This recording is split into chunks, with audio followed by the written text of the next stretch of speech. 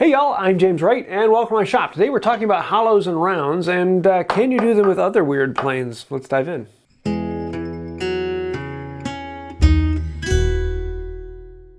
There are lots of molding planes in the world, and you'll see I have a few of them up here, but they all kind of boil down to the basic design of hollows and rounds. Molding planes have very interesting profiles that allow you to do some very interesting, fun things. Most molding planes have one particular shape they can make, and they do that one shape well, but they won't do anything else. Hollows and rounds, though, are very simple. They just make a curvature, a particular radius here, and usually they come in matched pairs. And with one pair, I can make an S shape or do some other little things, but if I have a whole set of these with different radiuses, then I can use a set of hollows and rounds to make just about any molding profile out there I want. It's a very versatile way to make just about any profile you want. Now I have to say, when it comes to moldings, it's not really my bailiwick. It's not something that I really enjoy. Moldings just don't appeal to me that much, and so I don't use them that much. But every now and then I want to do something, and that's where I'll be wanting to break out a set of hollows and rounds, because I can make something very specific to what I want with a set of hollows and rounds, rather than trying to find that specific molding plane or making a specific molding plane for exactly what I want. The problem is, if you start getting into molding planes, you will very quickly become a molding plane collector, because there are thousands and thousands and thousands of different profiles out there. And you're always looking for that one interesting one. Or you can have a set of hollows and rounds and you can have lots of those. A half set is 16, a full set is 32 hollows and rounds planes. To that, Stanley said, yeah, nuts to that, we're making a combination plane. And with a combination plane, you have a selection of all of these. Rather than having a whole bunch of different planes, you have different irons and different fences you can set up to make exactly what you want. Now, the Stanley 55 technically can do just about anything out there. It plows beautifully, it beads gorgeously, and it can do intricate and weird shaped cutting irons.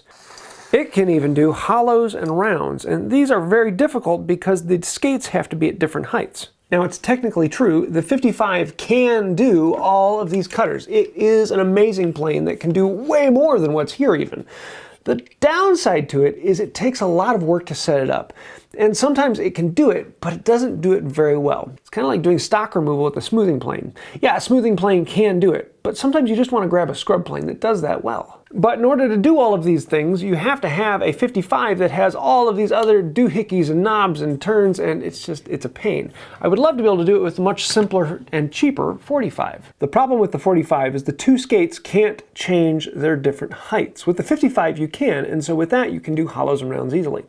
But with the 45, you can't do hollows and rounds. It will do beading, it will do plows, it will do some of the other things, but it's not great at doing complex moldings or hollows and rounds. Stanley then said, well, let's fix that. Now, we can't make another skate that goes up and down, otherwise then it's basically a 55. But what would happen if we gave the 45 a sole? So Stanley made the 45 into a real boy and gave it a sole. You can actually get full sets of hollows and rounds that fit the 45. The hollows and rounds set up the same way on the 45. They come with dedicated irons, so you have a number 8 iron that fits the number 8 sole. And this is a number 8 round, and this is a number 8 hollow. You start by taking the iron and setting it into the body, just like any normal iron. Don't lock it down all the way, just make sure it doesn't move around too much. And then you're going to grab the matching sole for it and slide it on. And the nice thing about the way these go is when they slide down, you just slide it all the way down until it touches the iron. When it sandwiches the iron between the body, it's set in place. You might need to do a little bit of lateral adjustment moving on there, but now you can lock this down, and then adjust your depth of cut like normal.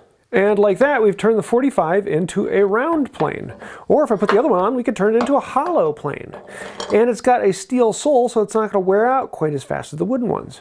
It then works and rides just like a standard hollow or round. But because it's a 45, I can also put a fence on there. And with the fence on there, now just about any monkey can grab it and run along it. Whereas with a traditional hollow and round, you actually use your fingers on the side as a fence.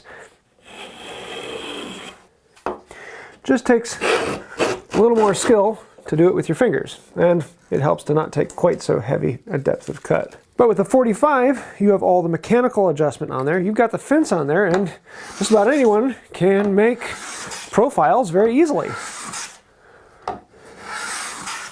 So you would think the introduction of the hollow and round would be an absolute slam dunk for Stanley. These have got to sell like hotcakes, right?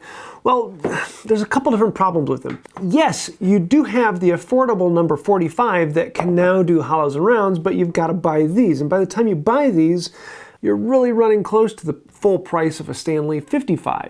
And a 55 can do things that you can't do with a 45 and the hollows and rounds. Not to mention the audience that they're selling these to are professional woodworkers. They are people who know how to use a wooden hollows and round. And the only difference between these really is these take up a little bit more space and these take a little more skill because they don't have the fence on them and there's a hammer adjustment. But once you get that skill down, these just take up a little bit more space. And so yes, there was a small subsection of people who would love the space saving of having a bunch of these as opposed to having a bunch of these, but not a huge amount, and these didn't sell very much. Fast forward to today, you've got yourself a 45 and you're thinking, I would like to get a set of hollows and rounds. That would be nice. And in all honesty, I really like using these. Honestly, I would rather use these than the wooden ones. They're just simple, they're easy, there's the metal sole, they work well, they're efficient, and I like the feel and shape of the 45. It takes a lot of the guesswork out of it. It works really well, I like that. But there was a problem. Stanley didn't sell very many of these. That means they're hard to come by. That means they're collectible. That means the price of these is crazy high. A set of hollows and rounds soles is about the same price or a little bit more than the price of buying a whole set of hollows and rounds brand new now. You can buy an antique set of this for a fraction of the price of buying a whole set of these. These things are crazy expensive. I've been looking for a set of these soles to show for a while because they're just kind of a cool tool that you don't come across that often. But the problem is I've never had the money to buy them and they are very expensive. Finally, a friend of the channel reached out and said, hey, I've got one pair I will trade you for.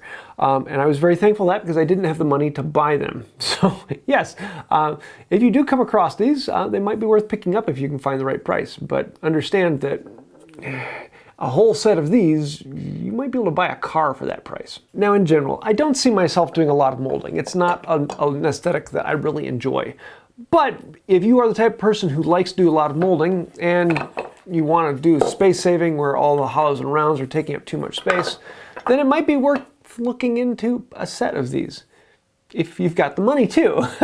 But yeah, they are kind of fun. And it's nice having a 45 with all the other things that you can adapt on there. And you can really set them up to get you something that's very special and can get you exactly what you want. And with a set of hollows and rounds on the 45, I would find that far more versatile than using the hollows and rounds on the 55. Because with the 55, you're balancing on a skate. And if it tips one way or the other, one side digs in and you've got a crazy amount of problems. Whereas with this, it actually works really well because you have that whole sole to support the work no matter how you tip it. It works really well. It is a functional tool that I love if I did more molding and if I had the money to buy a full set. So I guess we're back to square one, aren't we? Now, if you want to see more on molding, I would say definitely go take a look at Shannon Rogers on the Hand Tool School. I'll leave a link to it down below. He has classes on molding planes and how to make moldings and using specialty ones, using hollows and rounds. He's done a bunch of live videos showing it in use. He does some really, really good work with it, and he would definitely be the person to go to look at if that's something you want to find out more about. And if you are looking to try and find one of these, go to handtoolfinder.com. I'll leave a link to that down below as well. It is a collection of every known place I know of to buy hand tools in the world, not just the known locations, but also trusted online sellers. And you will probably find a couple online sellers that have a set or singles of these. And it might be worth it. So yeah, if you like that, jump into it. Otherwise, There's lots of wooden hollows and rounds out there, and you can have a good time with that.